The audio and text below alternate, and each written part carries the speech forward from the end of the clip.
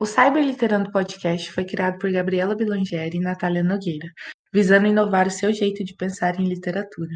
Nossa identidade visual foi criada por Larissa Soldar. Você pode apoiar este projeto ou saber mais sobre ele nos links da descrição. Nos siga nas redes sociais, @cyberliterando, e sempre lembre que postamos novos episódios todo sábado.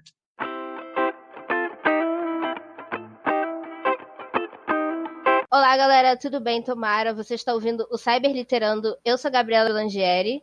E eu sou a Natália Nogueira, e hoje nós temos uma convidada muito especial, a Giovana Sanches, dona do canal e perfil do Insta Livraneios. E, Gi, por favor, se você puder se apresentar melhor, um pouquinho melhor, a gente vai agradecer. Gente, o meu nome é Giovana, como a Nath falou, mas na internet as pessoas costumam me chamar de Nana. Na verdade, eu acostumei elas assim, foi uma coisa meio ditadura, mas enfim. E eu crio conteúdo para a internet há quase 4 anos, aliás, como o Livraneios, que é o meu perfil que começou no Instagram, migrou para o YouTube, e aí hoje já tem podcast, TikTok, estamos aí dominando o mundo, aquelas. Justamente falando sobre livros e literatura, que é a minha maior paixão da vida, e influenciando pessoas, trocando experiências e tudo mais. E sendo um ícone, né? Com certeza. Não Isso pode eu deixar deixo essa por parte. sua conta. Falo com propriedade sobre isso, gente. Gi, então, para começar a nossa entrevista, a gente queria muito saber quando você descobriu seu amor por livros. Porque, né, quem olha o seu perfil já dá para ver que você tem muitos e muitos livros, mas a gente queria saber como começou essa história de amor.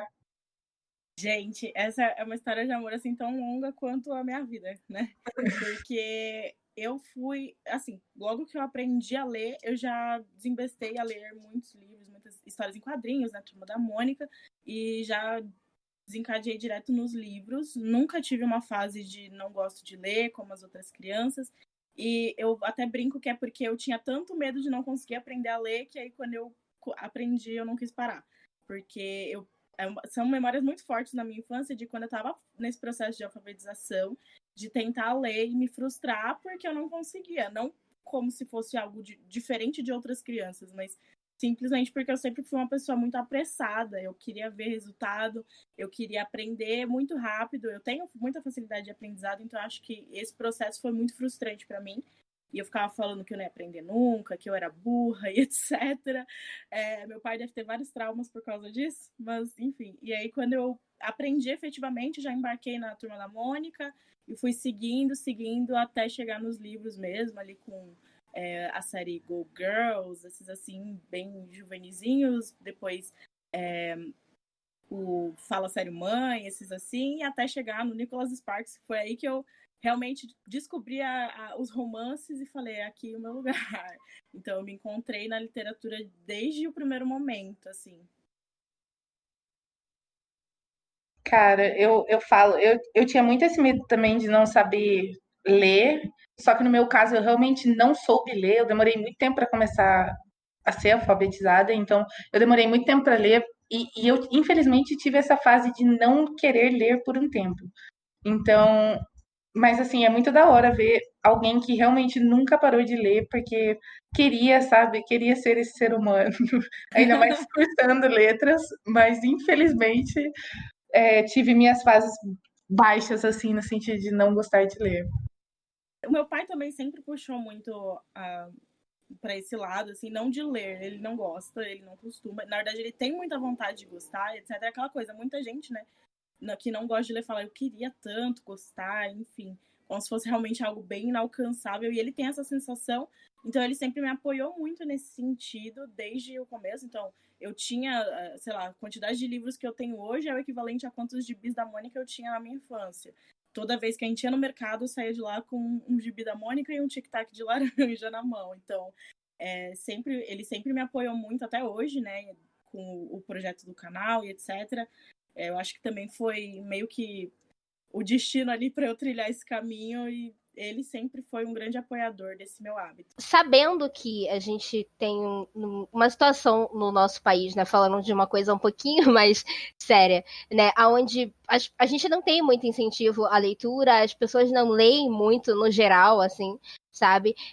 Como você decidiu criar o canal, enfim, o seu Insta, para falar sobre livros, sabe? Como é que veio essa ideia, mesmo sabendo que o Brasil não é um país que tem, nossa, várias pessoas que leem muito e que gostam de consumir esse tipo de conteúdo. Uhum. Então, a ideia a ideia de criar o Livraneios surgiu, na verdade, quando eu terminei ali o ensino médio, oficialmente falando, eu já vou trazer os bastidores, mas oficialmente foi ali quando eu estava terminando o ensino médio, eu criei um perfil onde eu postava sobre o que eu estava lendo, as minhas leituras, porque em 2015 eu tinha, 2 anos antes, no caso, eu tinha conhecido essa comunidade literária na internet.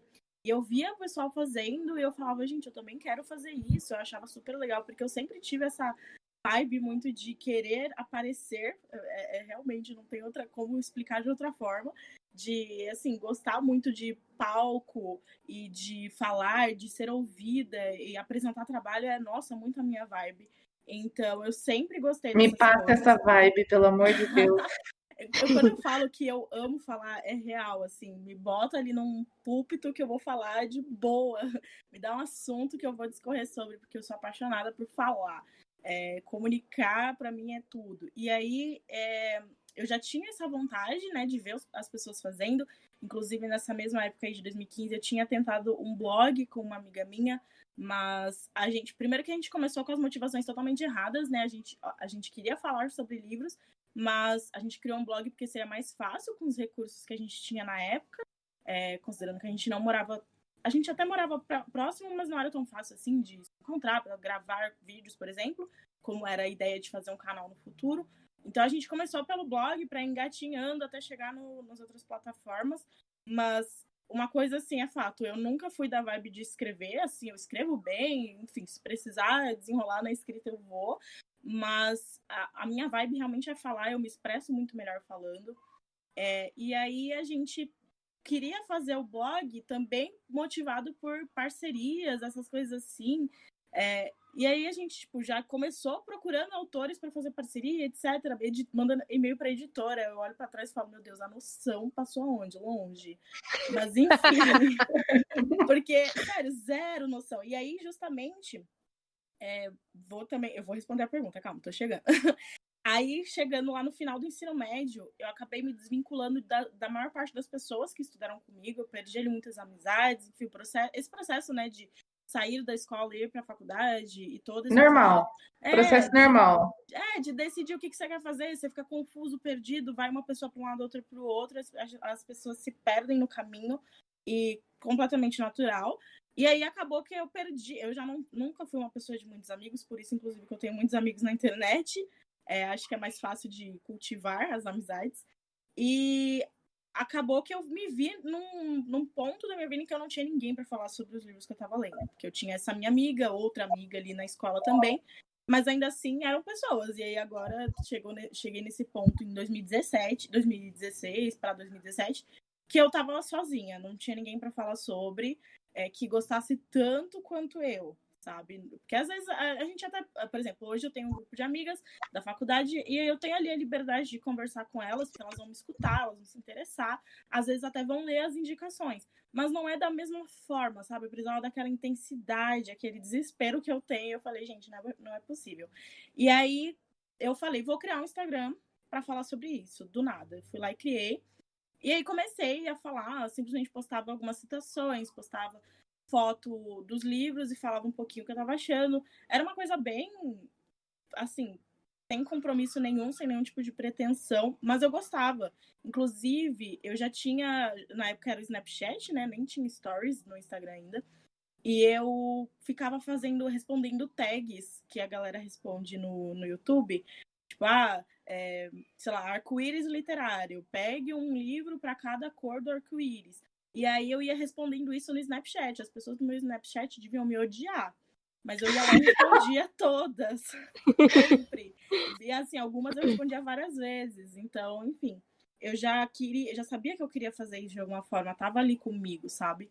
Então, eu fui lá e fiz o Instagram, passou alguns meses, eu comecei a querer fazer o projeto do canal. Me juntei com outras 2 pessoas e acabou que logo que de começo já começou a dar errado. Em menos de um mês já tinha dado. O canal começou com outro nome. E em menos de um mês já tinha mudado o nome, porque a pessoa que criou o nome, a gente se desentendeu e a pessoa pediu o nome de volta. Putz. E vazou, enfim, um desentendimento pontual ali, mas que acabou sendo um divisor de águas, porque eu tive que tomar essa decisão de vou continuar sozinha ou vou parar. E aí eu continuei com coisa de um mês de canal, então eu já fui lá logo e falei, então vamos fazer um Veda, que aí eu fiz vídeos todos os dias, enfim. E aí eu continuei pelo amor de falar mesmo, de comunicar e de ter com quem falar, porque eu nunca, até então, não tinha tanto essa visão que eu tenho hoje política, tanto de política exatamente, mas também dessas questões sociais, tipo, a literatura no Brasil é elitista, é considerado pelo nosso querido ministro Paulo Guedes, um beijo para você, senhor, é considerado ali um objeto de luxo e etc., então, eu nunca tive essa percepção, assim, muito clara, até entrar principalmente nessa comunidade. Tanto sobre valor, sobre também as diferenças das pessoas, porque para mim faria todo sentido todas as pessoas terem acesso. Para mim não era muito fora da casinha achar que todo mundo tinha como ler, sabe? Que as pessoas só não liam porque elas não queriam. E achar que não querer também não era um problema social, enfim. Então, eu nunca tive muito essa noção. Eu acho que não ter a noção disso foi uma coisa que permitiu que eu não tivesse esse receio de não dar certo ou alguma coisa assim, porque para mim era muito claro que tinham pessoas que queriam falar sobre isso, né? E aí depois que eu fui começando a entender melhor e comecei a perceber como que também eu podia usar o canal, enfim, as plataformas em que eu estou e a minha pessoa como algo para fazer algo positivo. Então, por exemplo, pegar os livros que eu tenho e doar para pessoas que não têm, fazer ali alguns sorteios, algumas coisas para poder promover isso. Tem gente que incentivar a leitura, né? Justamente. E aí foi aí que eu comecei a perceber o meu papel também nesse sentido, quando pessoas vieram me agradecer porque eu incentivei a ler, porque enfim. Então, isso acabou virando. Isso foi um ponto extra, mas não foi o meu ponto de partida. O ponto de partida realmente foi querer conversar com alguém sobre isso. Foi querer ter alguém que tivesse tanta paixão pela literatura quanto eu tinha e que estivesse disposto a falar comigo. E aí, graças a Deus, hoje eu tenho e sou muito, muito feliz por isso. E faz realmente toda a diferença essa questão que você falou, justamente de você saber que você tem uma plataforma onde as pessoas te escutam, onde você pode falar, né, e não só sobre livros, mas também sobre as questões sociais, porque às vezes muita gente te segue porque gosta de livro e tal, mas é como você falou, não tem aquela visão de, nossa, realmente todo mundo consegue ter acesso ao livro, o livro é super barato e tal. Às vezes, muita gente tem esse pensamento justamente porque consegue comprar, sabe? Porque consegue pagar pelos livros e tal, e aí, tipo assim, a pessoa acaba vivendo numa bolha. Então, quando você segue alguém, né, que tem muitos seguidores, alguém que você gosta do que a pessoa fala, que você gosta de ouvir a pessoa, e a pessoa fala esse tipo de coisa, ela te chama a atenção para esses problemas sociais, as pessoas prestam atenção. Então, isso é muito importante que você faça isso. Sim, nossa, e eu sou muito feliz por poder fazer isso, porque assim, foi o que eu falei, eu não tinha essa noção quando eu comecei de muita coisa, de política, até mesmo falando de questões de eleição e essas coisas assim, eu não tinha nenhuma noção. Sempre estive ali numa bolha, e não só numa bolha de privilégios, mas também, mas ao mesmo tempo numa bolha de ignorância muito grande, de não ter realmente esse contato, porque, por exemplo, a minha família também não tem muito essas questões de mexer muito. Eu sou a problematizadora da família agora, né? Ai, que tudo! Exato, aquela que briga em feriado por causa de política. Ok, né? Mas antes eu não tinha nenhuma noção, não sabia o que estava acontecendo e não fazia questão de saber. Então, aí, no final do meu ensino médio, também comecei a ter um processo de construção, de desconstrução, né, muito grande, acerca de vários temas. Então, eu sou uma pessoa totalmente diferente da que eu era, né, nessa época. E isso também me abriu, estar nessa comunidade, né, me abriu também as portas para poder saber mais as coisas. Então, justamente, né, as pessoas, às vezes, elas não sabem, e eu poder falar e ensinar, por exemplo, sobre pirataria de livros, que não é bacana, mas ao mesmo tempo trazer a discussão de que tem gente que vai fazer isso porque o nosso governo não incentiva a cultura, e que e explicar por que a proposta do Paulo Guedes de taxação de livros é problemática, qual que é o histórico de taxação de livros, por que não tinha, e como é que é isso em outros países. Enfim, trazer essas discussões para as pessoas, além de ficar só fazendo dancinha e dando risada e fazendo bumerangue, mostrando livros bons, também trazendo discussões sobre livros problemáticos, enfim. São oportunidades que, obviamente, eu como pessoa falante, que eu sou, adoro poder abraçar e, enfim, poder usar esse espaço que eu criei para isso, e também receber o retorno das pessoas, de falar, poxa, eu não fazia ideia, sabe? Acho que esses dias, vai sair daqui 1000 anos, né, o podcast, mas tudo bem. Pra quem não sabe, o podcast está sendo gravado dia 2/10, tá, gente? E ele só vai sair em janeiro do ano que vem. Então, assim, tenham paciência. Estejam todos vacinados nessa altura. Tá? Amém. Graças a Deus. Curtindo boas férias, enfim. Essa semana foi o dia do tradutor. E eu abri ali uma questão que, na verdade, assim, o bacana de ter essa oportunidade também é que eu não preciso me colocar como uma pessoa perfeita. Pelo menos eu nunca vi como se eu precisasse, sabe? Sempre estive ali dando a cara para falar, eu não sou perfeita, eu não vou fingir que eu sou. Eu vou aparecer chorando, eu vou aparecer sem maquiagem, vou aparecer com a olheira do tamanho do mundo. E tá tudo bem se você quiser gostar de mim, porque a minha intenção sempre foi conversar com as pessoas num patamar de amizade ali, não como se eu fosse a dona da verdade e eles estivessem ali para me escutar. Por isso também que eu abro esse tipo de discussão e para as pessoas contarem a experiência delas. Então teve o dia do tradutor e eu falei parabéns para os tradutores, enfim. Mas aí eu falei, gente, uma coisa que eu nunca reparo quando eu tô lendo é assim, não é nem só o tradutor, eu nunca reparo além do autor e editora. Editora vulgo a empresa, não é nem quem é que tá ali nesse papel de fazer revisão e etc. E tradução. E aí eu falei, gente, aí eu expliquei que eu comecei a pensar muito sobre isso depois que eu comecei a ver pessoas falando que sobre a questão de, tipo, às vezes, estar lendo um livro e falar a tradução de fulano é ótima. Ou então, quando eu fiz uma live com uma amiga que ela tem formação em letras, ela fez a formação em tradução e a licenciatura. E aí ela falou que em um vídeo, em uma live, aliás, em que a gente falava sobre ler em inglês, que perguntaram se seria bom para começar você reler um livro que você já leu.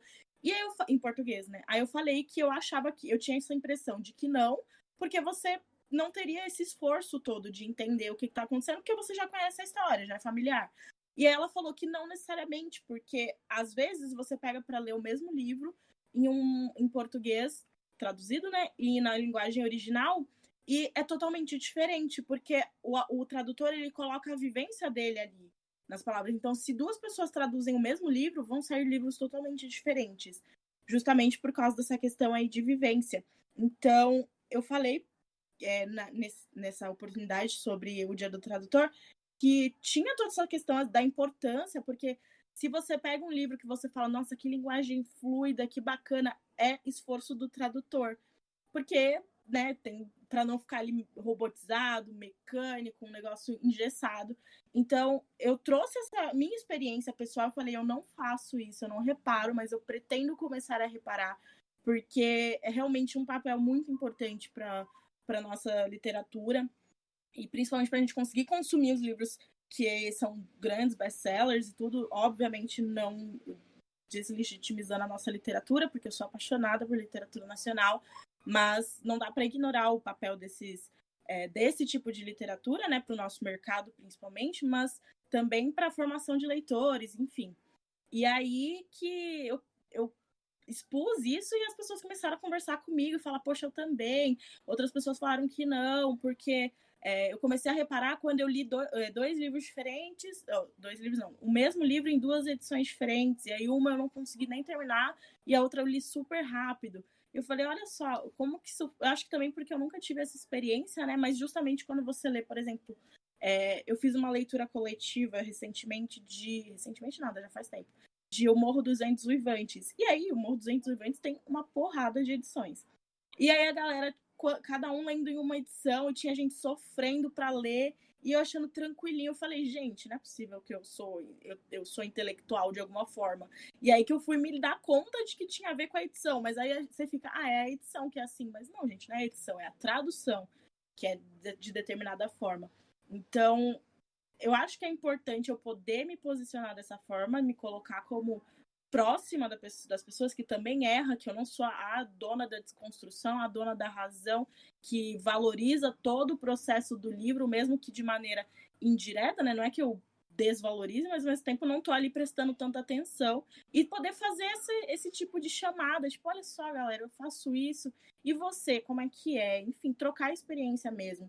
Então, eu acho que isso sempre foi muito importante nesse processo, eu ter essa possibilidade de me colocar como uma pessoa ali na frente deles para a gente trocar experiência. Eu acho que isso até contribui muito para que as pessoas sintam mais proximidade com você como pessoa. Porque você vê aqueles influenciadores que não tem nada, tipo, de parecido com você, sei lá, por exemplo, a Kylie Jenner. Todo mundo quer ser a Kylie Jenner, mas ninguém tem nada em comum com ela. Então, você não tem conexão com a pessoa.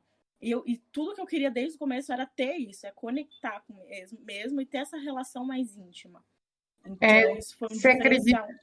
Você acredita que, por exemplo, esse é o motivo, o fato de você ter essa conexão com as pessoas, você ser tão realista, tanto no seu dia a dia, quanto naquilo que você consome? Porque, tipo, quem está ouvindo e não conhece a Giovana, ela atualmente tem 20 mil seguidores no Instagram e quase 3,5 mil inscritos no canal do YouTube dela. Então, tipo, é gente pra caramba. E principalmente por serem perfis que falam sobre literatura, que nem você estava falando, né? É meio difícil da gente acabar encontrando pessoas que curtem tanto ler, que falam tanto sobre literatura e tudo mais. E você acha que realmente por você ter esse diferencial de, além de, obviamente, postar um conteúdo excelente nos seus perfis, também o fato de você ter essa conexão com quem acompanha você, no sentido de você ser tão transparente com essas pessoas? Eu acho, porque, na verdade, eu não só acho, como já me passaram esse feedback de que gostam muito. Por exemplo, no canal, eu costumo fazer vlogs. Eu amo, eu acho muito divertido de assistir, de fazer. Então, eu sempre gostei e faço já coisa de 2 anos. E o pessoal gosta muito quando fica sem, eles ficam super chateados, vão lá atrás de mim, por que você não tá postando vlog? E eu lembro que no começo eu achava até engraçado, porque eu sempre fazia vários videozinhos de coisas que eu tava comendo, né? Takes do vlog. Então eu mostrava que eu tava comendo pizza, que eu tava comendo pão de queijo, enfim, pão na chapa. Tanto que hoje, quando eu tô com pão francês, eu já posto. Se tem pão francês, então tem pão na chapa. O pessoal já fica super, ai meu Deus, tem pão na chapa, porque eles sabem que eu amo. Então, isso, eles já me passaram esse feedback de que ajuda pra caramba, de que eles se sentem mais próximos de mim. Principalmente agora na pandemia, eu sinto isso muito, que eu poder compartilhar com eles as coisas bestas do meu dia a dia e ao mesmo tempo, pra mim, é muito positivo, porque eu consigo estar sempre ali conversando com alguém, e para eles também é legal, porque eles conseguem ficar mais próximos de mim, e a gente tem mesmo uma relação de amizade, sabe? Tem seguidores meus que, por conta da interação muito grande no direct e tudo, eu já reconheço, a gente já conversa bastante, eu converso com eles realmente como se fossem meus amigos, tanto que eu tô sempre avisando, gente, me mandem direct, porque eu respondo todos, e eles ficam, eu nunca vou me acostumar a ver pessoas surtando porque eu respondi o direct, sabe? Eu não me coloco numa posição de ídolo de ninguém. Então, essa proximidade, pra mim, faz toda a diferença. E eles já me passaram esse feedback de que pra eles também, inclusive, como eu tava falando da comida. Às vezes eu postava um vlog que não tinha mais tanta comida, porque eu não tava comendo tanta besteira, né? Não vou ficar filmando arroz e feijão todo dia. E aí as pessoas... Nana, você não está gravando comida, o que aconteceu? Viu me cobrar, você tá bem? comendo direito, sabe? Então, é muito gostoso ter essa proximidade mesmo. E ter a liberdade de eu falar mais sobre o que eu tô, além do que eu tô lendo, né? O que eu tô ouvindo, o que eu tô comendo, o que eu tô assistindo. Óbvio que eu não falo sobre essas coisas no feed, né? Não vou tirar uma foto e postar no meu feed do Instagram, por exemplo. Dificilmente vai ter algum vídeo sobre assuntos que não sejam de livros, mas poder compartilhar e eles me montarem como uma pessoa mesmo. E não como uma, sei lá, entidade divina que fica o dia inteiro lendo. Falo, não, eles me vêm reclamando da faculdade, tem toda essa coisa de bem humana. E assim, é muito assustador pensar que, tipo, tem 20 mil pessoas me seguindo. Óbvio que quando tem 20 mil pessoas te seguindo, não tem realmente 20 mil pessoas vendo tudo que você tá fazendo. Mas ali vai coisas de mais de 1.000 pessoas assistindo meus stories todos os dias. Então eu tenho um compromisso muito forte com eles de passar o máximo de verdade que eu conseguir, compartilhar com eles todas as minhas... Não tudo, obviamente, né? Eu vi até um cálculo de que a média, assim, se você fizer, acho que 100 stories, enfim, tem lá um número que se você fizer X stories num dia, a pessoa vê 22 minutos do seu dia. Então, assim, obviamente, né, não tem dimensão... É bastante coisa. Ao mesmo tempo que é bastante coisa, que é muito tempo que a pessoa vai ficar comigo, se for pensar, também é pouquíssimo tempo perto de tudo que pode acontecer nas outras 23 horas e 38 minutos. Enfim, mas eu sempre gostei de ter essa proximidade e eu acho que foi o que me ajudou a conseguir o resultado que eu tenho hoje, não só de números, né, mas também de ter realmente atingido o objetivo que eu queria, de ter com quem conversar. Né? Então, todos os dias no meu direct tem um monte de mensagens de pessoas esperando para conversar comigo, para me perguntar o que eu achei de livro tal, ou então quando eu vou falar sobre o livro tal, tem gente esperando que eu fale mesmo. Então, eu me sinto muito satisfeita por ter conseguido atingir isso. E se eu não tivesse me permitido mostrar tanto, aproximar tanto e ser tão verdadeira, eu tenho certeza de que eu não ia ter alcançado, porque eu vejo outras pessoas que não tem tanto isso e que não alcançaram da forma como eu alcancei. Eu não tô falando que elas estão certas ou erradas, porque cada um conhece seus objetivos, mas pensando no meu objetivo, que era ter isso que eu tenho hoje, eu acredito que foi realmente a decisão certa. Sim, isso é ótimo, mas assim, mudando só um pouquinho de assunto, foi um assunto que também é um pouquinho mais sério, né? A gente sabe que o Brasil tem poucos leitores, digo, pessoas que leem bastante, né? Inclusive os dados levantados pela 4ª edição da pesquisa Retratos da Leitura no Brasil, né? Que saiu em 2016. Eles revelam que o brasileiro, no geral, lê a média de leitura, né, por brasileiro é 2,43 livros por ano, né, o que é bem pouco se a gente considerar que, tipo, não é todo brasileiro que lê 2 livros por ano, né, tipo, tem as pessoas que leem muito, tipo, por exemplo, nós 3 aqui, a gente deve ler equivalente a o que uns 100 brasileiros deveriam ler por ano. Exato. Então, tem pessoas que não leem absolutamente nada, né? E, obviamente, o seu perfil, além de ser um perfil que é para falar sobre literatura, que é para falar sobre a sua opinião sobre os livros, que é para você conversar sobre os livros, até como você mesmo já comentou, e como acontece, assim, às vezes, até automaticamente, né? Você acaba incentivando as pessoas a lerem mais, porque às vezes a pessoa viu, eu vi no perfil da Giovana que ela leu o livro tal, e tipo assim, eu não sabia que esse livro existia, mas ela elogiou o livro, eu vou lá ler. Então, querendo ou não, você incentiva as pessoas a lerem, né? E para quem já gosta muito de ler, né? Qual seria a dica que você pode dar, ou que talvez alguma coisa que você já tenha feito, para incentivar a leitura das pessoas à volta, né? A nossa volta, a volta das pessoas que leem muito e que estão, assim, numa bolha, porque as pessoas na sua volta não leem. Qual dica que você pode dar para essas pessoas para tentar incentivar a leitura da galera, da família, amigos, assim? Certo. Gente, esse assunto me emociona pra caramba, porque, que nem eu falei, eu não comecei isso pensando em vou influenciar pessoas, ainda não tinha tido esse boom tão grande dos influenciadores, pra gente olhar e falar, não, eu quero trabalhar com isso, porque minha profissão vai ser digital influencer, etc. Então, eu fico muito emocionada, porque já teve gente que foi falar comigo e falar, nossa, você me influenciou a voltar a ler, e eu real, fico chocada, porque eu olho e falo, gente, eu sou tão pequena, eu tô fazendo tão pouco, mas, enfim, eu super acho que, por exemplo, meu pai, como eu falei, ele não gosta de ler, não é a dele, ele não consegue se concentrar. Então, o que eu já fiz para ele foi, por exemplo, dar livros para ele, né, primeiramente, né?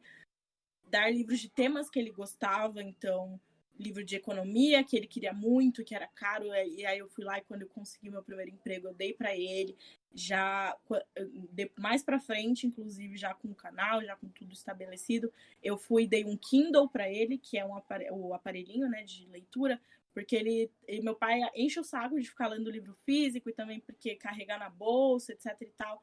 Então, e ele é apaixonado, ajudou pra caramba ele, óbvio que tem gente que não tem condição de dar um livro para as pessoas, imagina um Kindle, né? Mas eu sempre gosto de pensar na seguinte dica, para quem não gosta de ler, para quem quer começar, etc.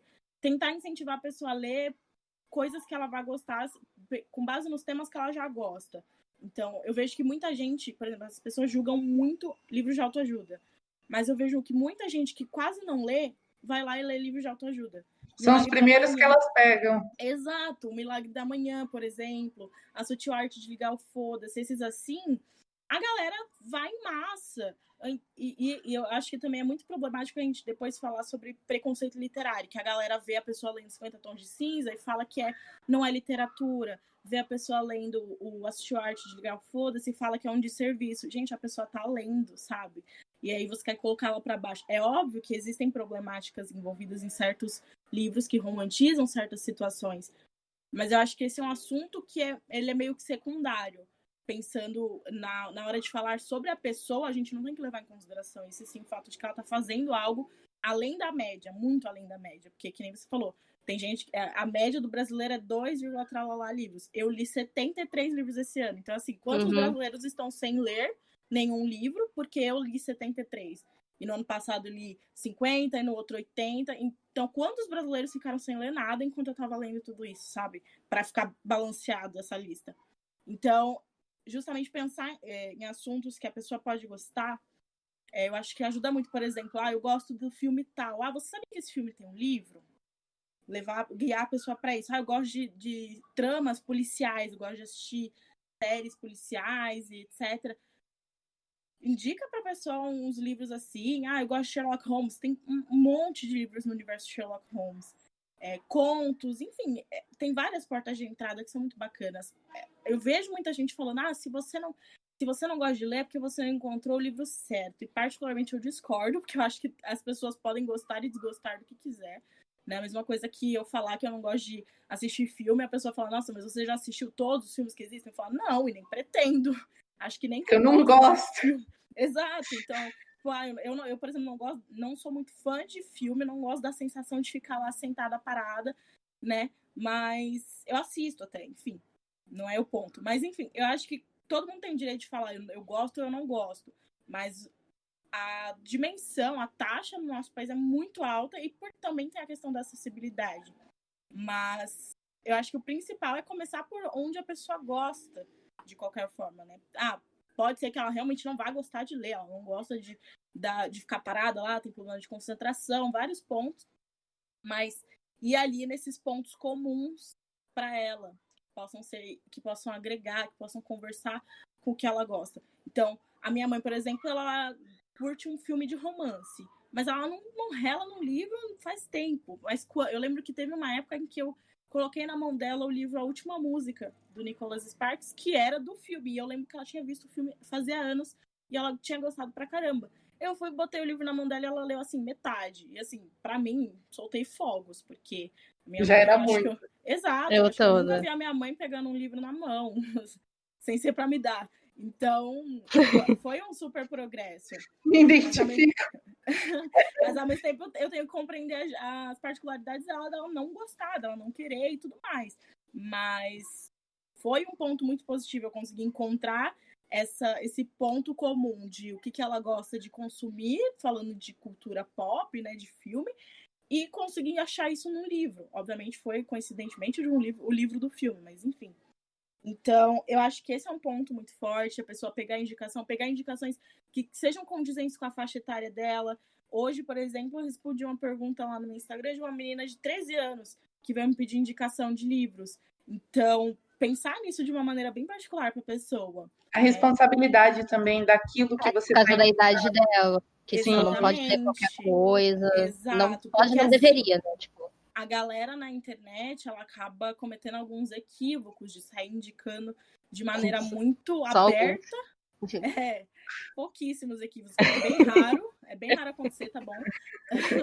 De acabar indicando alguns livros para todo mundo. Então, assim, às vezes vê uma pessoa no ensino médio ali, já acha que a pessoa pode ler tudo, sabe? Sem ter consciência de quais são os gatilhos, aquela experiência, qual que são os temas que são abordados, por mais que sejam temas importantes, tem idade para tudo, até porque tem idade e abordagem para tudo. Até porque eu acho que a gente entra também a gente pode até entrar naquela questão daquilo que escolas acabam inserindo na vida de crianças muito cedo, porque os clássicos da literatura brasileira, né, que eles agora falando como uma futura formada em letras, rola muito aquela coisa do tipo de livro que o professor indica, né? Obviamente, os professores acabam escolhendo, tentando ao máximo escolher livros que são voltados para a faixa etária, e porque, obviamente, são pessoas responsáveis. E os professores seguem ordens, né? Tipo, eles não podem pegar qualquer livro. Tem que ter um livro X dentro do contexto X para poder, tipo, passar, porque a escola quer, sabe? Então, sim, mas aí também. O que eu ia falar mais ou menos era na vibe no sentido de quando a gente, pelo menos quando eu estava na escola, eu lembro que quando eu entrei no 8º, 9º ano, meus professores começaram já a falar sobre vestibular. E, poxa, eu tinha 4 anos na minha frente ainda para pensar em vestibular. Gente, eu acho que eu teria morrido se isso tivesse acontecido comigo. Meu Deus. Não, eu surtei bastante. E aí, o que aconteceu? Eles começaram a indicar e recomendar leituras, obviamente a pedido da escola, né? Leituras de clássicos. E eu lembro que foi a época que eu me afastei muito da literatura, porque eu fiquei assim, meu Deus, tudo que eu vou ler vai ser assim agora? E eu lembro que isso me assustou muito, porque eu fiquei assim, nossa, eu acho que eu não gosto de livro quanto eu achava que eu realmente gostava. Nossa, sim.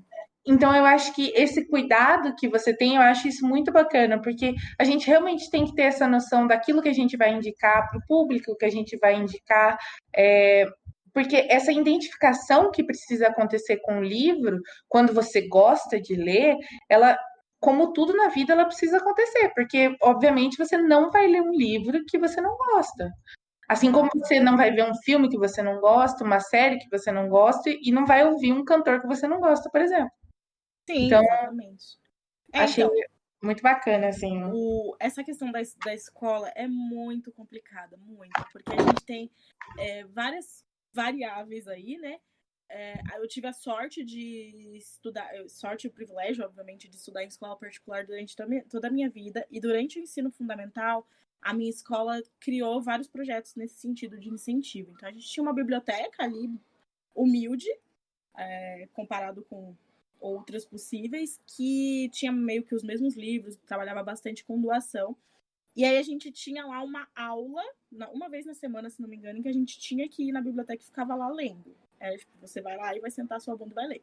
Você podia pegar o livro que você quisesse. Tinha quadrinhos, podia pegar quadrinho, podia pegar... Eu lembro que eu sempre pegava um livro que era da menininha do Charlie Lola. Na verdade, não era do Charlie Lola, mas era o mesmo desenho. É que eu não vou lembrar o nome agora. E eu também li várias vezes o Mistério de Feiurinha. Inclusive, queria comprar, porque saudades dessa história perfeita. E eu me esbaldava, né? Já gostava bastante. Eles também criaram a hora da leitura, que era 20 minutos depois do horário do intervalo, que ficava tocando uma música ambiente na cantina para a escola inteira ouvir, bem alta, assim, né? Mas uma música bem tranquilinha. E aí a gente ficava 20 minutos lendo. E eu me acabava, né? Não funcionou com todo mundo, mas eu acho que, de modo geral, a minha sala acabou desenvolvendo bastante esse conformismo. Tipo, ninguém odiava ler, no final das contas. Mas também tem a questão dos clássicos que você mencionou, que eles são totalmente fora da casinha de colocar clássicos para alguns tipos de clássicos para as pessoas, para as crianças lerem, né? Gente, pelo amor de Deus, não estamos xingando literatura nacional, Pelo nem amor clássicos, de Deus. porque tem clássicos que Não. são ótimos, tem Sim. Assim, autores nacionais maravilhosos, mas é aquela coisa, a gente está falando sobre, você não vai faixa dar um Dom etária. Casmurro para uma criança A menina de 13 anos lendo isso, ela quer sumir, assim, da face da terra. Exato. Você pode até gostar depois, mas, assim, não é uma idade adequada que a pessoa vai pegar aquilo e vai falar, que delícia. Ou até Exato. compreender, tipo, o que o movimento significou, Sim. o que o livro representa para As nuances do texto. Sim. Sabe? Porque clássicos, querendo ou não, eles são clássicos por um motivo, é fato. Não tem por que eu querer falar que, nossa, clássicos são horríveis, não sei o quê. Mas é justamente o que a gente tá falando, de faixa etária, de momento, de maturidade, sabe? Eu vou confessar pra vocês, assim, os clássicos da escola, eu li pouquíssimos do que mandaram da lista do vestibular e não sei o quê. Justamente porque eu não tinha interesse nas histórias. Eu lembro de um que era Viagens na Minha Terra, eu acho, que a minha professora explicou ele com tanto amor e não sei o quê. E eu fui sedenta para ler. Gente, o livro, eu não conseguia, a narrativa é extremamente Entendi um total de nada. Exato. Enquanto tiveram outros que eu me dei muito bem. Então, Memórias Póstumas de Brás Cubas, eu li depois que eu já tinha saído. Mentira. Eu li nas férias ali pro começo do meu terceiro ano.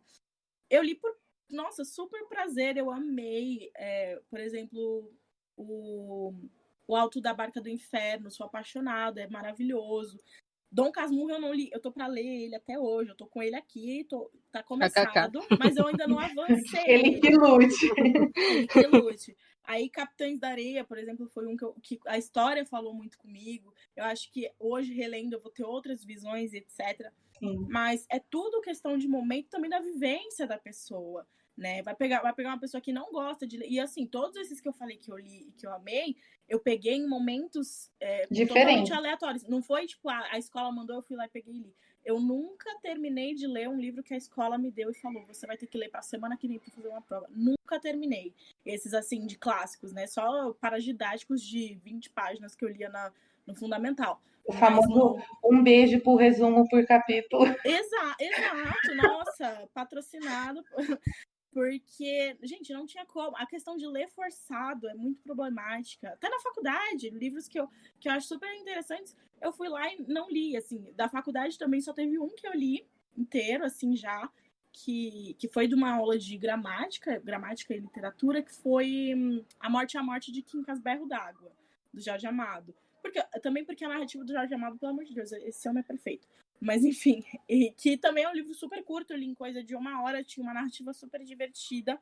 Mas, e também acho que pelo meu histórico com o autor, já fui com uma ideia bem positiva disso. Mas, se as pessoas não têm essa intimidade com a literatura, também se torna tudo mais difícil, né? Então, a questão de forçar é bastante problemática. Forçar sem não introduzir antes algum tipo de incentivo e etc. Ser simplesmente porque você precisa fazer uma prova é bastante difícil. Então, eu super entendo essa questão, essa problemática, e justamente volta para aquilo que a gente estava falando sobre a idade, né? De não inserir histórias que tenham alguma coisa a ver ali com a idade que aquelas crianças, né, estão passando. Hoje eu vejo bastante autores que ficam na internet falando sobre seus livros juvenis, etc. E tentando introduzir eles cada vez mais nas escolas. E eu acho isso totalmente importante. Porque a gente precisa, nas diferentes fases da nossa vida, de livros que conversem com o nosso momento, com a pessoa que nós somos, com o nosso nível de aprendizagem, de entendimento sobre as coisas, né? Então, eu acho que vai fazer toda a diferença ter esse tipo de acesso a livros que tenham um vocabulário mais próximo do que a pessoa... Porque, gente, você vai pegar um clássico que tem palavras que nem existem mais, formas de falar que não existem mais, situações, assim, totalmente fora da casinha, sabe? Não cabe. Eu ia falar disso com você agora, porque mês passado você desenvolveu aquela saga, né? Posso chamar, eu acho que de saga, de leituras só de livros nacionais. E maravilhoso. Eu falo, tá, gente, mês passado, porque repetindo, esse episódio está sendo gravado em outubro, tá? A gente está falando mês passado, setembro, no caso de 2020. E foram, como eu falei, foram leituras de livros só nacionais. E você acha que existe essa certa dificuldade em aceitação de livros que não são os clássicos, os cânones, tipo, livros nacionais modernos, novos, sabe? De autores que, assim, pouquíssimas pessoas conhecem, que não são aprovados pela galera, assim, entre aspas, aprovados pela galera de letras, assim, sabe? A Júlia de Letras se contorce no caixão. Mentira, gente. Vai, Eu a acho que gente ela tá está... batendo nela com Percy Jackson. E vamos de Percy Jackson. Então, tem muito preconceito com livros de literatura nacional contemporânea, porque justamente por causa disso, né? Não foram ali ungidos. E justamente porque tem muita gente, tem muito hoje com a ascensão da Amazon e dos e-books, tem bastante gente se aventurando na escrita. Eu não digo se aventurando como se fossem pessoas que não são profissionais, mas a escrita ela tá muito mais democratizada, eu acho. Tá mais fácil de postar, né? Exato, as pessoas desse acesso. têm diversas plataformas para disponibilizar os livros delas, etc. E eu vejo muita essa discriminação com os livros nacionais, eu sempre vi e eu nunca entendi o motivo. E desde o começo, que eu comecei a ter mais acesso e contato, né? Quando eu comecei a entrar nas redes sociais, comecei a ter acesso a esses autores mais próximos mesmo. E comecei a ver como a gente tem histórias incríveis, que assim, dão um banho em vários best-sellers internacionais. E a galera dorme para esses livros pura e simplesmente porque tem síndrome de vira-lata, sabe? Quer ficar passando pano para livro gringo e não quer dar uma oportunidade pro nacional ali que está tentando se vender, que está tentando abrir espaço para si, conquistar a atenção de uma editora, por exemplo. Então, eu sempre, desde que eu comecei, eu tive muito essa vontade de fazer com que as pessoas vissem que os livros nacionais são tudo isso e muito mais. E aí, o Setembro Nacional, que foi esse projeto que eu fiz lá no canal, ele surgiu assim meio que de um delírio, porque acho que desde 2018, na primeira semana de setembro, eu fazia a Semana Nacional. Então, era do dia 1 ao dia 7, vídeos sobre livros nacionais. Era uma mini maratona ali, só para realmente chamar a atenção da galera para esse tema. Fazer resenha, fazer tag, fazer uma maratoninha convidando o pessoal a ler livros nacionais. Mas durante o ano eu sempre falei muito sobre livros nacionais e procuro falar o máximo que eu puder e apoiar esses autores da forma como eu puder. Porque a gente tem muita pessoa talentosa. A gente acaba se prendendo tanto ao passado, ou como você falou, o que é de fora, né? Que a gente acaba esquecendo que hoje em dia tem muita gente talentosa que nasce da internet, que é aí que a gente fala, né, sobre essa literatura. Tem muita gente que nasce da internet, então você pega, tipo, grandes autores, até gringo mesmo, que nasceram da internet. Então, por que não dar chance para essas pessoas que não têm condição? Porque, vamos lá, né? Publicar um livro no Brasil é muito caro. Então, gente, e a publicação tradicional, assim, é muito difícil para as pessoas de uma editora virar e falar, gostei do seu livro, vem cá que eu quero te publicar, sabe? E também pro tanto de gente, o mercado tá em crise, tipo, enfim. E aí tem toda aquela questão, as pessoas às vezes viram e falam, eu não vou pagar R$35 num livro nacional. Tipo, gente, o mercado... E aí, porque você não gringo, dá vontade de arrebentar a cara dessas pessoas. Com licença, desculpa interromper. Dá muita raiva. Porque qual é a diferença, gente, do livro? Tem livro gringo que é uma bosta, que tá lá bem grande o cartaz na editora gigante, uma divulgação absurda, a autora tá trilionária e o livro é ruim. Desculpa, acontece. Sim. Sabe? Então não custa nada. Tá certo. E também tem o fato de que quando você chega, eu penso muito no momento que a gente entra na livraria, tá? Tudo bem que as livrarias estão tudo falindo, daqui a pouco a gente nem vai entrar mais em livraria, mas enfim. Quando a gente entra na livraria, você não vê um livro nacional, assim, com um cartaz gigante, sabe? Falando aqui, a estreia de fulano, sabe? Alguma coisa assim, não. É uns livros a mulher lá da casa do não sei da onde, sabe? Europeia, estadunidense e tal, tá lá. O livro de estreia aqui de fulana, mas o livro brasileiro, se você quiser procurar um autor nacional contemporâneo, você vai ter que pedir lá pro vendedor esse parem vai ter que comprar pela internet. Sim, você vai ter que ficar lá fazendo esse processo de garimpar, porque, e aí você vai lá, literatura brasileira só tem realmente assim, clássicos. Os falecidos, e galera, a gente tem muita coisa boa. Então, eu faço, inclusive, isso aí que você falou, que você chega na livraria, você pisa lá e tem um cartazão de uma mulher com um livro gringo que você nunca viu a mulher na frente. E eu amo, o que eu mais amo e que essa jornada na internet me proporcionou é o contato com os autores nacionais.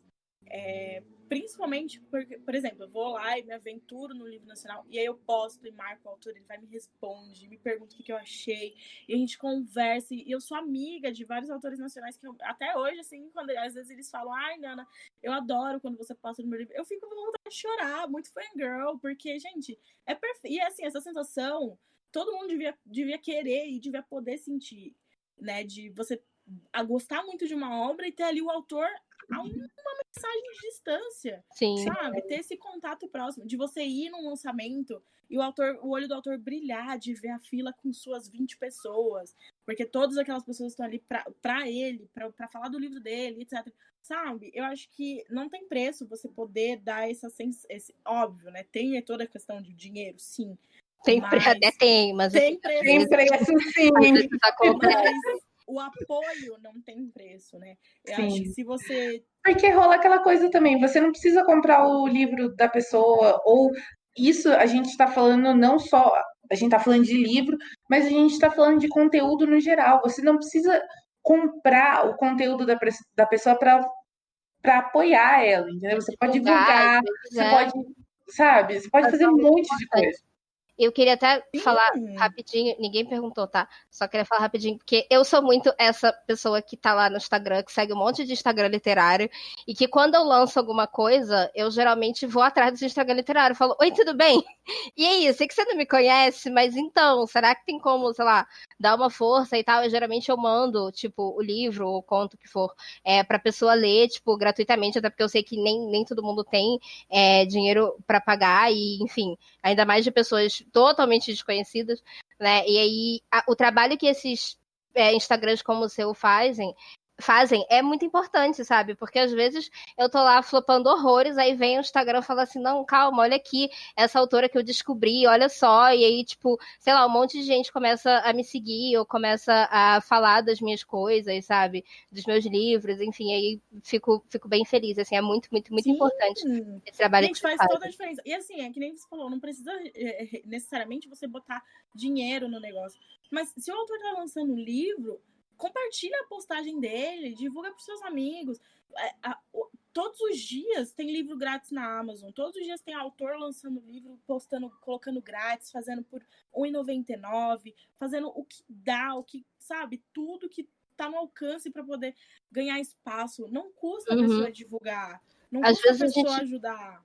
Às vezes não é nem pelo dinheiro, a gente quer a divulgação, entendeu? Exato, porque a gente quer que as pessoas conheçam os nossos livros, e tipo, enfim. Mas ainda pegando esse gancho de livros são caros no Brasil, ponto, sabe? Essa coisa que a gente sabe que que dicas você pode dar para as pessoas que gostam e que querem ler, mas que não conseguem, não têm dinheiro para investir nisso, para ir lá comprar um livro de R$40 ou R$50, que é tipo o preço dos livros hoje em dia. O que você recomendaria para essas pessoas?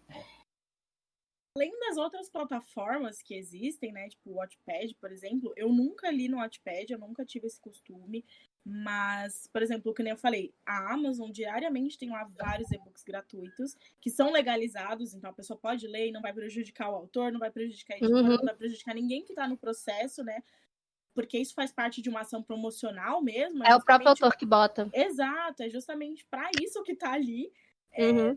Eu expliquei isso essa semana para uma pessoa, a diferença entre ela ir lá num site de baixar um PDF versus ela baixar o livro grátis na Amazon. Acho que tem também, óbvio, Amazon Prime, Kindle Unlimited, que ali depende muito da condição da pessoa, mas ainda assim são mais acessíveis do que você comprar um livro de R$40 por mês, porque o Prime Reading, que vem no pacote ali do Amazon Prime, você assina por R$9,90 por mês e você tem a opção de usar todos os serviços, né? Inclusive o streaming, que tem séries, filmes muito bacana, inclusive. E a parte de livros. É um pouco mais limitado, mas tem vários livros legais. Inclusive, eu tô preparando aí conteúdo. Espero que até 9 de janeiro saia o conteúdo que eu vou fazer sobre sobre Vai livros. sair. Vai sair. Sobre livros que tem no Amazon Prime, que eu acho bacana, que eu quero ler. Kindle Unlimited também, várias vezes fica em promoção por R$1,99, mas o preço tabelado é R$19,90. Então, tem ali essa possibilidade da pessoa assinar e paga uma vez no mês e tem acesso a um catálogo gigante de livros. O Kindle Unlimited ele já tem um catálogo bem maior, com mais livros famosos, né, que a pessoa pode querer. Tipo, você quer ler aquele autor best-seller, pode ser que tenha lá também. Por exemplo, agora entraram livros da Cassandra Clare, que é daquele universo lá dos Shadowhunters, etc. Então, tem bastante coisa e a pessoa não precisa se sacrificar tanto de tipo assim, mas eu queria ler a Cassandra Clare, então como é que eu faço sem baixar o PDF? Tem no Kindle Unlimited alguns livros também, enfim. E também, desses autores grátis, avalia o autor, o livro, ajuda pra caramba o autor. Pelo amor de Deus, avalie, em nome de Jesus, gente. Avalie aí. Também tem, óbvio, promoções, dá pra ir garimpando. Sebo, eu fazia festa em sebo. A galera que vê, quem vê close não vê corre, né? Quem vê essa estante lotada não sabe o quanto que eu fui. Peguei o dinheiro lá do lanche e fui lá no sebo com R$5 para sair de lá com o livro da mediadora. Ou então, tava lendo um livro, não gostei, ou me forcei a não gostar só para levar no sebo e trocar pelo livro da mediadora. Então, porque os livros da mediadora, inclusive, são tipo R$40 o livro, super fininho. Os livros que eu terminei um dia, eu falava, eu não tenho coragem de dar R$40 nesse livro. Que eu lia no ensino médio essa série, então eu já tinha ali uma consciência do que era dinheiro. E aí vamos de dinheiro do lanche no sebo, né? Era meio que isso. Mas essa é uma discussão muito enorme. Tipo, eu até me sinto meio babaca de falar essas coisas. Tipo, pega o dinheiro do lanche, porque às vezes o dinheiro do lanche nem existe pra pessoa. Não tem lanche, não tem dinheiro do lanche, não tem R$5 pro livro da mediadora, não tem sebo. Então, foi justamente que a gente falou sobre a questão do governo, né? De não ter esse apoio, não ter bibliotecas, não ter... Tem cidades que não tem sebos.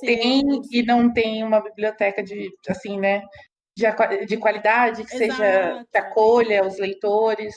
Sim, tem assim, fato tem vários projetos rolando, vários. Esses dias, inclusive, apoiei um lá, eu não lembro de onde que era de um sebo itinerante. Sebo? Acho que era um sebo. Que era um projeto de um cara que estava lá no, acho que Catarse, e aí você apoiava com dinheiro, e aí ele mandava um livro. Por exemplo, você paga, sei lá, R$10, ele vai e manda um livro para um endereço. Você paga 20, ele manda 2 livros. E assim, não é o seu endereço, é um endereço aleatório que ele vai doar o livro.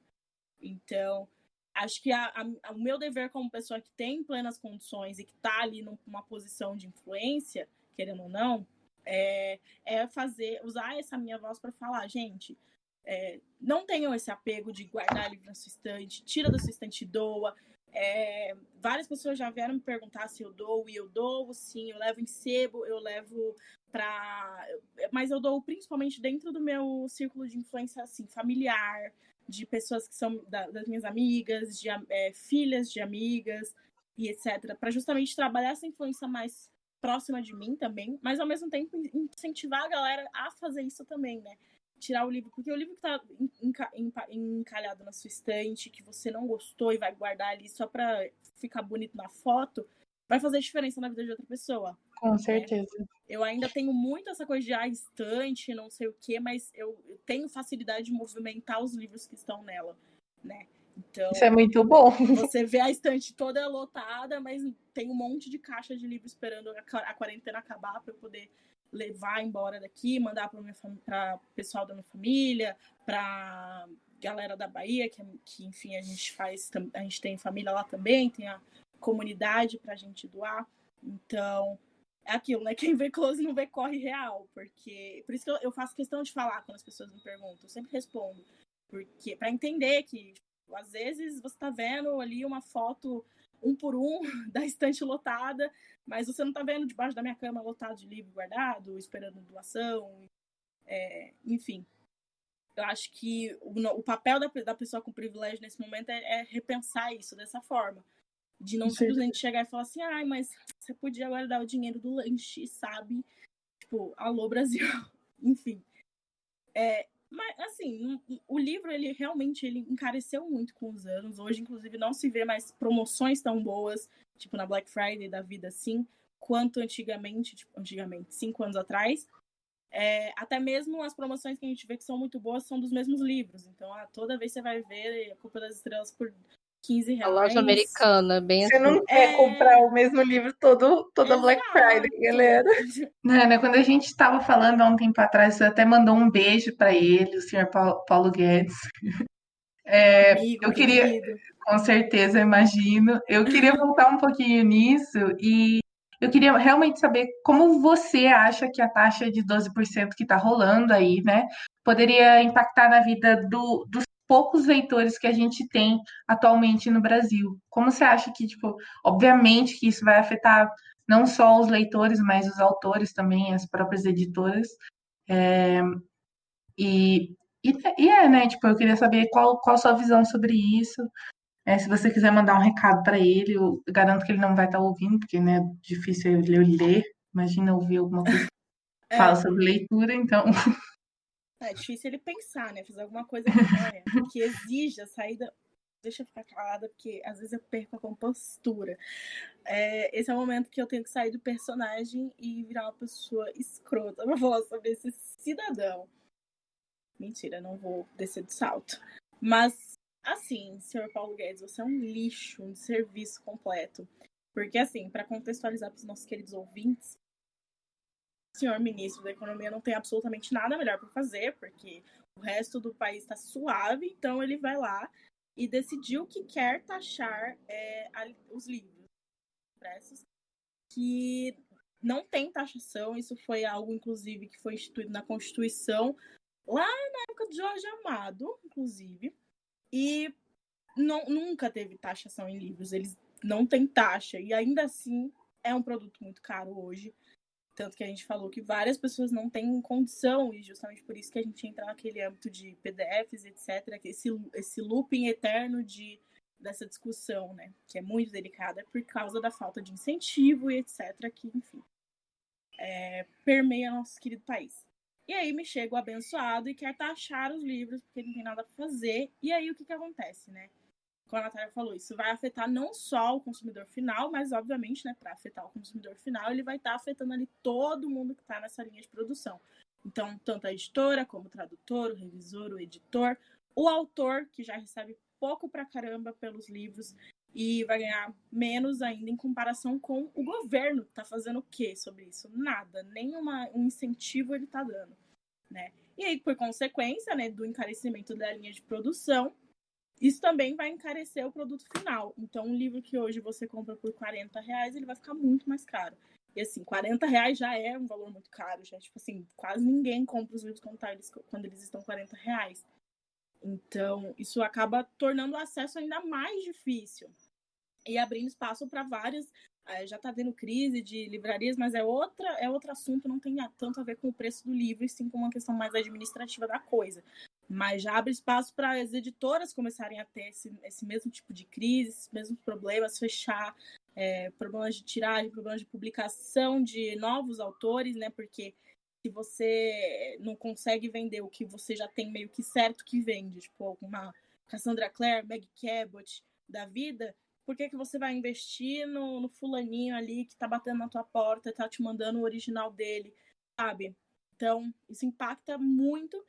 E hoje, por exemplo, a gente está vendo, num contexto de pandemia, as editoras já muito perdidas na questão de marketing, etc., porque não tem como fazer evento, feiras, etc.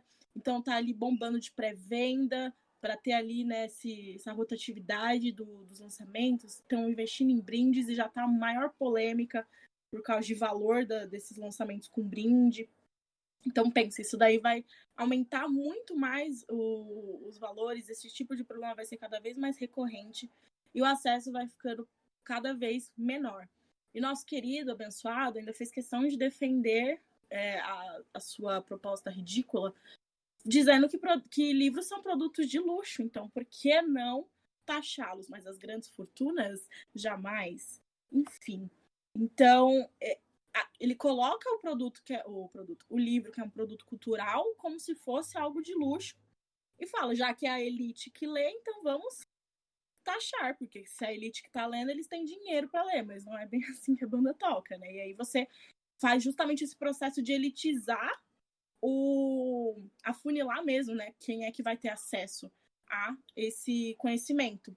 E aí você vai ficar com a massa sendo um fantoche que não faz a mínima ideia do que tá rolando, porque não tem acesso a esse tipo de cultura, querendo ou não, né? Porque tem vários livros que trazem, por exemplo, distopias, que trazem pra gente uma visão mais crítica, até do âmbito governamental das coisas. Então, é tudo um plano muito bem arquitetado para ter ali uma massa de pessoas cada vez mais ignorantes e sem acesso à cultura, cada vez mais, né? O nosso fato que o governo esse governo cretino, vem trabalhando arduamente para cada vez mais sucatear tudo que tem a ver com cultura, né? Todo tipo de incentivo a artifícios culturais, né? São cada vez mais deixados de lado mesmo.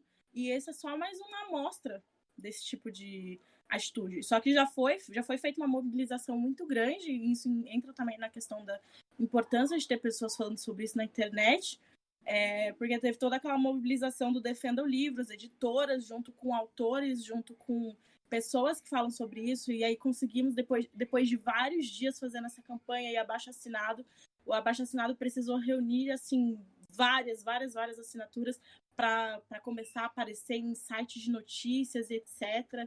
Enfim, fazer barulho deu alguma coisa ali, mas a gente ainda tá esperando para ver o que vai acontecer e com um aperto muito grande no coração, sabe? Como sempre, né? Porque é aquela coisa, eles fazem tudo na surdina, esperam que ninguém veja, e aí quando o pessoal vê, se mobiliza, eles correm assustados. Que é, Exato. tipo, o que sempre acontece. Exato. Sim. Eu acho que...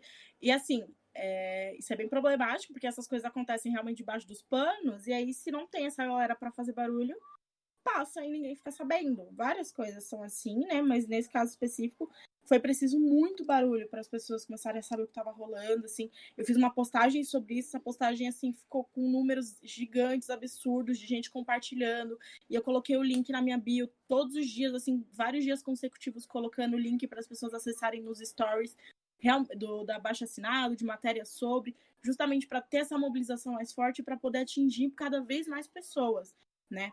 Então, eu acho que, inclusive, o papel das redes sociais nesse tipo de luta, que é mais nichada mesmo, é muito, muito importante. Porque se fosse para eu sozinha fazer isso, assim, da minha galera aqui, primeiro que onde eu moro já não conheço ninguém. Mudei há um tempo, então eu não tenho nenhuma comunidade estabelecida por aqui. Então, se fosse para fazer sozinha, não ia ter, né? Então, eu talvez nem fosse saber. Então, foi de extrema importância, tá sendo, eu acho que a luta não pode parar, porque é só o começo, assim. Na verdade, assim, já estamos chegando ali em um ponto mais crítico, porque no ano passado já teve aquela cena maravilhosa na Bienal do Livro, quando o governador do Rio de Janeiro fez um imenso favor de parar de fazer nada e decidir fazer... Foi o prefeito. Esse homem tem que acabar, gente, de verdade. Foi para decidiu parar de fazer nada e fazer alguma coisa totalmente inútil. E foi tentar censurar uma HQ por causa de um beijo entre super-heróis. A gente até falou disso num podcast, uns podcasts atrás. Eu fico assim... Não, gente, eu fico inconformada com essas coisas. Esse assunto me deixa nervoso. Tô até... Menina, eu tava de casa aqui, assim, pegando fogo, eu tava me sentindo como se eu estivesse lá. Assim, o cara aparecia na TV, eu queria quebrar a TV, mas eu paguei aquela TV várias prestações, então eu não ia fazer isso. Imagina a Gabi que tem vontade de quebrar a TV dela todo dia, porque ela mora no Rio de Eu nem Janeiro. assisto TV justamente para não passar por isso. Eu me informo pela internet, mesmo assim tentando não quebrar o meu celular, o meu computador, enfim, os aparelhos aqui que a gente usa. Mas assim, foi realmente, apesar de ter sido uma coisa horrível e que tipo, meu Deus, que homem inútil do caralho, que só faz merda. Todo episódio tem que ter um palavrão, gente, é isso. Já falei os palavrões de hoje. cota tá Foi garantida. ótimo, porque a gente viu, tipo, toda a mobilização que aconteceu e a quantidade de gente que foi lá pegar um livro grátis, né? Um livro LGBT, né? Porque ele queria arrancar todos os livros LGBT da Bienal, tinha mais de Sim. 14 mil exemplares. Nossa, gente, só de me lembrar eu fiquei arrepiada aqui, socorro. Ai, foi ótimo. A fila, o povo xingando Crivella na fila e tal. E a melhor parte foi que quando a polícia chegou, os livros tinham acabado. Então, Sim, foi ótimo. histórico, assim. E eu acho que isso serviu, apesar de ter sido o auge da graceira desse país, né, do Rio de Janeiro, principalmente, serviu para mostrar que a gente não tá de brincadeira, que a gente tá aqui, que a gente não vai deixar barato, né? Acho que as duas situações do Não Vai Ter Censura e o Defenda o Livro foram mobilizações que foram muito importantes para mostrar para esse governo escroto que a gente não tá aqui para ficar quietinho e achar bonito o que eles estão fazendo, que a gente não está lendo de idiota, que a gente tem muito a aprender com os livros que a gente consome, com a literatura que a gente consome, que a gente vai repassar isso e que a gente vai trazer isso para a vida real, né? Porque às vezes a gente lê, sei lá, uns Jogos Vorazes da vida e a gente acha muito subjetivo, um conto da Aya da vida. E aí a gente vê esse tipo de situação e fala, agora é a minha vez de escrever a minha distopia, porque tá rolando aqui do lado de fora da minha porta. Não pode ser nem considerada distopia. Exato. E aí, eu acho que serviu, infelizmente, né, aconteceu, e não foi a primeira, não foi a última vez, não foi a primeira vez na história, e não vai ser a última vez na nossa história, eu tenho certeza disso. E acho que o segredo agora é a gente se blindar cada vez mais e estar preparado para a próxima, porque são batalhas que a gente vai continuar tendo. Tá com uma mira ali muito forte nesse mercado que já está ruindo e que é uma oportunidade muito grande, como eu falei, de criar uma massa ali baseada na ignorância, que é o que esse governo cultua, né? E a gente tem que se preparar para continuar fazendo o que tiver dentro do nosso alcance, fazer barulho mesmo, assim, dentro do possível. Porque eu não estava na Bienal, mas eu fiz um show, eu fiz um escândalo, fiquei nos stories, fiquei compartilhando postagem de quem estava lá, para todo mundo ver. Porque eles fazem isso aí na surdina, na miúda, achando que não vai dar em nada. Mas aí sempre vai ter gente para poder denunciar. Eu acho que isso é importante. Que a gente esteja disposto a fazer isso. Eu lembro que quando começou a tour aí dos 2% do querido maldito do Paulo Guedes, eu olhei assim, eu falei, caraca, sabe, eu tô no penúltimo ano da faculdade de publicidade, mas me preparando para fazer ali uma especialização e caminhar para o marketing, mais voltado para o mercado editorial, justamente porque é a minha paixão. E eu olhei essa situação e falei, gente, tô tão desgastada já, tipo, pandemia e o cara tá me fazendo uma palhaçada dessa. Aí eu falei, eu já posso parar de querer trabalhar com o mercado editorial? Aí uma amiga falou, amiga, mais do que nunca, não. Tem que querer muito trabalhar com o mercado editorial e fazer a diferença. Eu falei, caraca, infelizmente, mas como diria a Malala, né? Quando a gente tem um objetivo, né? Uma missão, uma verdade que é maior do que nós mesmos, ela vai continuar. Então a gente tem que lutar sempre para conseguir realizar e fazer com que o mundo se torne um lugar mais próximo do que ele deveria ser, né? Eu acho que foram oportunidades e serão outras oportunidades da gente mostrar que o que a gente está lendo não é só para pagar de intelectual, e sim para ter realmente aprendizados e mostrar o que veio, que não é brincadeira, né? Não vamos simplesmente falar que vai aumentar o preço e a gente vai ficar de boa e fingir que nada aconteceu, né? Que a gente não vai.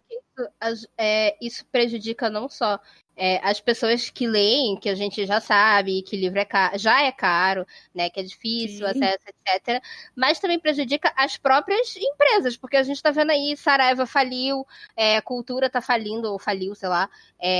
Tipo assim, gente, vai acabar de sucatear as próprias livrarias, as próprias empresas, que são empresas grandes e que, tipo, deveriam ter muito dinheiro, mas por conta da gente tá passando por essa crise no mercado editorial, não tem. E é como se fosse um atestado de, tipo assim, gente, vocês não vão ler porque não vai ter nem empresa para vender para vocês, nem vocês vão poder comprar, sabe? É bem complicado isso. Das livrarias Palhaçada. Ainda é um pouco mais embaixo, porque não tem a ver só com a questão editorial da coisa. Sim, tem também questão de modelo de mercado, modelo de comércio que eles estão atuando. Mas, obviamente, também tem relação com os preços e que, assim, se os preços da Saraiva já são absurdos, isso é fato. Uhum. Aí o abençoado já vai lá e me soca mais 12% pra enfiar no bolso dele. E aí... Ai, ou no da Michelle Bolsonaro, Brasil. E aí, onde vão Para ela parar passar esses por preços? projetos sociais, olha aí. Porque não Que precisa. ódio. Saúde no Brasil não precisa de verba. Michelle Bolsonaro precisa. Desculpa. Ah, mas ela tá fazendo projeto social, gente. Tem que respeitar a mulher, primeira-dama. Não sei aonde ela tá fazendo. Essa ironia, tá? Por Não favor. sei aonde estão rolando. Contexto, legenda. Então, perdi tudo aqui já. Desculpa. Não é que eu tenho sérios problemas de concentração, aí quando eu fico irritada. A gente fica nervosa falando desse governo, a gente se estressa, mas tudo bem. Tá tudo mas é isso, tipo, é realmente qualquer forma de surratear, qualquer tipo de processo envolvido nesse mercado vai ser feito, no âmbito cultural vai ser feito, né? Não tem... para eles não vai ter nada que impeça, mas é uma empresa, dane-se se é uma empresa, dane-se se a gente já está em crise, se tem mais um monte de gente vai perder emprego porque trabalha nesse mercado, direta e indiretamente, e etc. Eu não tô nem aí, vou fechar tudo e que se dane, eu quero todo mundo ignorante, mesmo já era. Eu não tô falando que só as pessoas que leem são cultas, não, mas não dá para negar o tipo de educação e conhecimento que a literatura nos oferece. E repara que eu não tô falando em nenhum momento de livros técnicos e essas coisas assim. Não. Não tô falando de Paulo Freire. Tô falando, tipo, se você pegar um livro juvenil, Jogos Vorazes da vida, Jogos Vorazes. Você vai aprender coisa pra caramba. Dá vontade de tacar fogo no Congresso Nacional quando você lê. Todo dia você lê. Sair com o meu arco e flecha e andando até Brasília, gente. Vocês não têm noção. Que nada, eu já pego as bombas que o Gale joga em Esperança, já jogo lá no Planalto. Já chego. Que flecha que é? Bolsonaro, se eu queimar, você vai queimar junto. Ai, sim. Tipo isso. Nossa. E eu nunca me senti tão próxima desses livros assim quanto vendo as cenas da Bienal. A galera fazendo protesto, andando com o livro na mão, gritando na Bienal. E eu, tipo, tô em casa, que inferno. Queria estar lá fazendo história, mas tudo bem. Deus sabe o que faz. Deus sabe que eu seria presa se eu estivesse naquele lugar. Eu não fui, porque eu já tinha ido 2 dias na Bienal. Acho que foram 2. E aí eu tava assim, sabe? Porque assim, ir na Bienal é um exercício de paciência, de força de vontade, porque é bem longe do resto do Rio de Janeiro no geral, até isso. Então você tem que pegar ônibus, tem que ficar em pé, não sei o quê. Aí eu falei assim, hoje eu não vou não. Aí pronto, o mundo acabou. Eu fiquei assim, ué, que ódio. Nossa, eu deveria ter ido, sabe? E eu lembro que eu queria muito ir na Bienal do ano passado. Eu ia tirar férias para viajar pro Rio de Janeiro, não sei o quê. Não rolou. E aconteceu isso e eu fiquei aqui. Acho que foi o melhor, que eu ia ter um ataque lá. Juro, eu ia estar falecida. Não ia ter episódio, porque eu não ia ter saúde para ficar naquele lugar, não. Aquele estrupício. Influencer é presa por bater em governador. Não, em prefeito de... no governador também, é todo mundo, né? E bate no governador também, que ele tá merecendo. Bate em todo mundo. Não tem tempo ruim. Mas basicamente é isso mesmo. E aí, pra gente, assim, a gente tá chegando ao fim aqui da nossa entrevista, infelizmente, porque eu ficaria falando de livro e falando mal do governo aqui por mais 3 horas. Ufa! Sensata. A gente vai fazer uma rodada ping-pong, tá? Que a gente fala uma palavra e aí você vai falar a primeira coisa que vem na sua mente relacionada a essa palavra, tá bom? Preparada? Coisa tem que ser uma palavra ou uma frase? Pode ser uma palavra ou uma frase curta, tipo assim. Jesus, eu não tenho bom poder de síntese, mas vamos lá, vai dar certo. Vai dar bom. Tudo bem. Então vamos lá, tá? Vamos começar. Vida. Morte. Amor. Romance. Sonho. Dormir. Gente, eu sou péssima nisso, que horror. Trabalho. Só coisa boa. Uma qualidade. Paciência. Um defeito. Rancor. A paciência não é uma qualidade minha, não, tá? Eu só falei por falar. Uma coisa que você odeia. Mentira. Uma coisa que você ama. Comida. Uma comida. Temaki. Um livro. Feitos de Sol, do Vinícius Grossos. Então, basicamente a rodada ping-pong era isso, tá? Fica calma, vai dar tudo certo. Tensa. Passou, pode respirar, tá tudo Tô me bem. sentindo saindo de uma montanha russa. Eu sou muito ruim nessas coisas, eu acabei de descobrir isso. Vamos de talentos que não possuo. Não, tá tudo bem, você foi ótima, relaxa. Vai ficar tudo bem. Mas enfim, basicamente, as perguntas que a gente tinha eram essas, tá? Como eu falei, obviamente, a gente adoraria ficar aqui umas 3 horas, mas é porque não dá, tá? Então, a gente... Meu Deus, não, desculpa, gente. Eu me interrompi na hora de falar que eu quase derrubei tudo da minha mesa, porque eu coisei no meu fio, desculpa. Eu vou... Eu entendi, porque eu coisei o meu filho. Eu falei, eu já ia, que filho que eu não tô sabendo. Natália, eu escondi o meu filho de você, tá? Tem 6 anos. Ele já tem 7. O filho é seu, Natália, sacanagem. Enfim, mas recapitulando, basicamente foram essas as perguntas que a gente separou aqui, né? A gente agradece muito, muito, muito pela sua presença e por você ter topado fazer essa entrevista com a gente com um podcast que basicamente ainda não existe direito, porque hoje é dia 2/10, a gente soltou nosso primeiro episódio ontem. De apresentação, a gente não soltou assim, nenhum grandíssimo episódio ainda. Então, a gente queria agradecer muito a sua presença aqui, você ter disponibilizado seu tempo, você ter sido tão legal com a gente. Oi? E por ela ter agregado tantos assuntos bacanas e ter falado, tipo, tudo que... Uma extensão daquilo que a gente pensa, sabe? Então, obrigada mesmo por ser incrível, assim. Só isso que eu tenho pra falar, porque você é mesmo incrível. Ai, gente, não, eu que agradeço, porque já falei, fico muito feliz de poder falar sobre livros e poder falar o máximo possível. É sempre bom, como foi mencionado, falar mal do governo. Assim, conte comigo sempre que precisar dessas características. Fico muito feliz que vocês estejam abraçando esse projeto. Desejo muito, muito sucesso e contem comigo quando precisar. Para outros episódios, já deixo aí aquelas bem dadas mesmo. Me chamem de novo. Pode deixar. Desejo todo sucesso, porque a gente precisa muito de pessoas falando sobre esses assuntos e eu acho que vocês têm muito a agregar pro pessoal. E é isso, gente. Muitíssimo obrigada pela oportunidade de estar aqui com vocês. Também me diverti pra caramba. Sempre bom. E ainda mais em contexto de pandemia, que eu espero que quando sair esse episódio a gente já não esteja mais, esteja todo mundo na praia. Quer dizer, todo mundo que não está na praia hoje. Enfim. Mas nesse contexto de pandemia é sempre bom fazer algo diferente, ter com quem conversar, reclamar um pouquinho da vida, dar risada. Muito bom. Marcar uma partida de Among Us. Também espero que quando esse episódio sair, eu tenha programado ele, eu esteja, sei lá, enchendo a cara em algum lugar do Brasil. Porque... Do Brasil não, da cidade, né? Porque, sinceramente, enfim. Mas é isso, então a gente vai encerrando por aqui.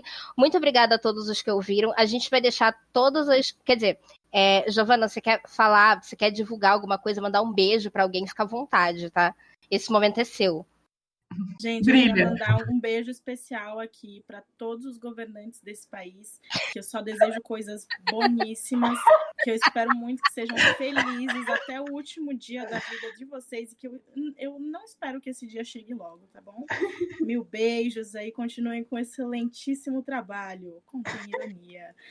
Mas de verdade, queria agradecer a todo mundo que me acompanha, quem porventura estiver aqui porque eu estou também, né? Muitíssimo obrigada e que a gente possa continuar fazendo esses esforços diários para incentivar cada vez mais pessoas, lutar contra esse governo cheio de gente escrota. É isso, gente. Muito sucesso para todos e fé para tudo isso. E fala para eles qual o seu arroba no Instagram, como é que eles te acham nas redes sociais, como é que eles te acompanham, para quem estiver ouvindo esse episódio e por acaso não conhecer o ícone que é essa pessoa. Livraneios em tudo. Vamos lá, soletrar. Livraneios. De livros e devaneios, para ficar mais claro. Em tudo, menos no Twitter, porque o meu Twitter, assim, eu só falo mal das coisas, reclamo, xingo, então não recomendo me seguir, por isso que eu não fico passando o user. Mas vocês me encontram no Spotify com o meu podcast, que eu basicamente faço umas conversinhas bem mais rápidas, eu falo bem menos. São tipo os áudios que eu não enviei para ninguém no WhatsApp, aí vira podcast.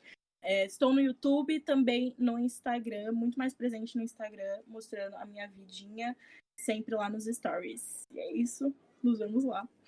Se você quiser seguir o Cyberliterando, você pode entrar no Instagram, no Twitter, tem diversas maneiras de você ouvir. É só você entrar no link da nossa bio que você pode encontrar o lugar que você mais curte ouvir o nosso podcast. E sábado que vem tem mais.